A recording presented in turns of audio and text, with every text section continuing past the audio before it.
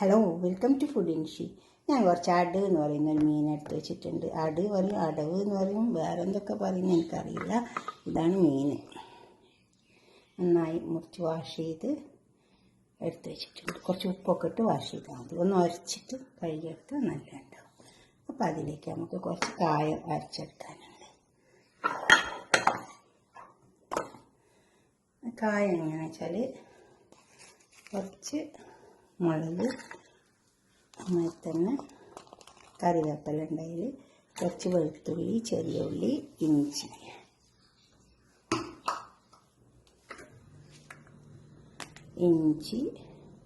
വെളുത്തുള്ളി, ചെറിയ ഉള്ളി.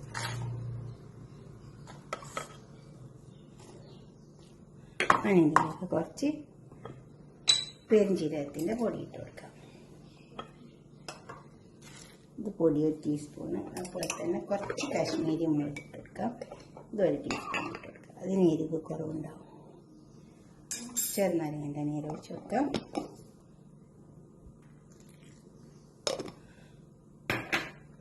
ഉപ്പിട്ട് കൊടുക്കാം.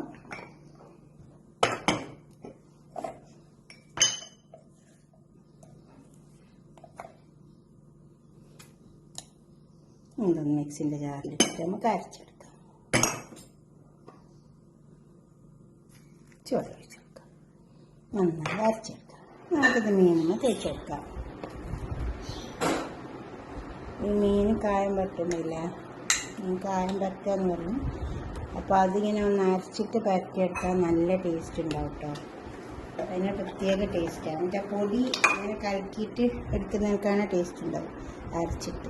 അല്ല പിന്നെ പൊടി ഒന്ന് കലക്കിയാൽ മതി. വെള്ളത്തിൽ കുഴച്ചിട്ട് അങ്ങനെ എടുത്താലും ടേസ്റ്റ് ഉണ്ടാവും.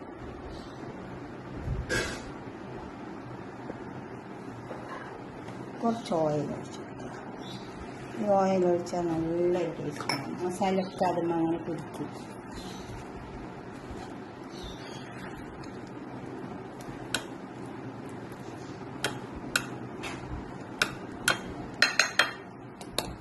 മീനൊക്കെ നന്നായി പിടിച്ചിട്ട് ഉള്ളിലൊക്കെ പറ്റി കൊടുക്കണം. അപ്പോഴേ നന്നായി പിടിച്ച് വരും. ബ്രഷ് എടുത്തിട്ട് അങ്ങനെ ചെയ്താലും മതി. ചിലർക്ക് മുളക് കൈ പുകയും. അപ്പോൾ പിന്നെ മീനിമ മുള്ളുണ്ടാവും, അത് കൈമ കുത്തും. അപ്പോൾ ഒരു ബ്രഷ് എടുത്താൽ മതി.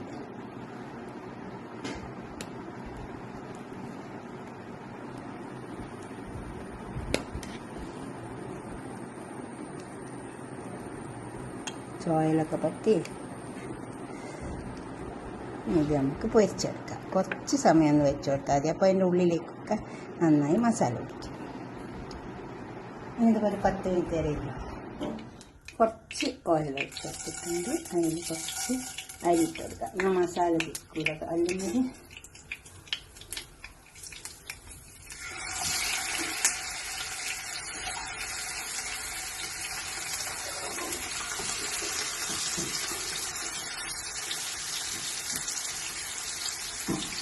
വെളിച്ചെണ്ണ ഒഴിച്ച് കൊടുത്താൽ നല്ല ടേസ്റ്റ് ഉണ്ടാവും. മീൻ പൊരിച്ചത് അത് വീട്ടിലായിരിക്കും. നമുക്കിത് തിരിച്ച് വെച്ച് കൊടുക്കാം.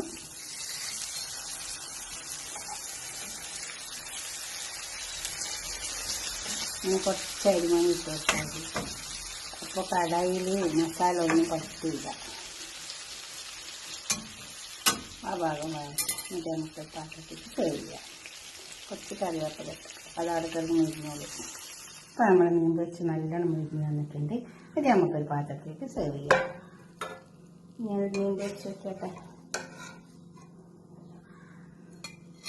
ഇതിന് അടവ് പറയും, അട് എന്നൊക്കെ പറയും. പിന്നെ വേറെ എന്തൊക്കെയാണ് പറയാമെന്നോ അറിയുന്നവർ കമൻറ്റ് ഇടണം.